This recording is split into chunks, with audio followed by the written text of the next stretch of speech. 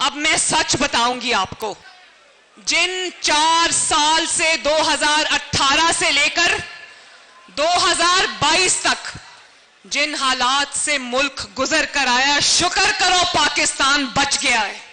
ये तो अगले 12 साल का भी प्लान बनाकर बैठे थे मेरे भाइयों, और जिन्होंने 4 साल में मुल्क का ये हाल कर दिया, सोचो अगर वो 5 का टोला यहां पर बैठा रहता तो अगले 12 साल में पाकिस्तान का क्या हाल हो जाता। जानते हो ना, जिन्होंने 4 साल जिस गिरोह ने इस मुल्क को बेदर्दी से लूटा, जो इमरान और उसके सहूलतकार थे, जिनको मैं कहती हूं 5 का टोला, चाहे वो खोसा हो या वो डैम वाला बाबा हो या वो इमरान हो या इमरान की 2 बेसाखियां हो, अल्लाह ताला के फजलो करम से आज सब अपने अंजाम को पहुंचे।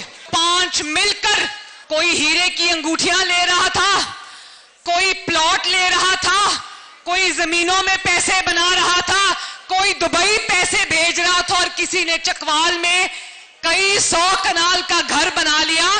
सबसे पाकिस्तान को बचाना भी मुस्लिम लीग नून की जिम्मेदारी है।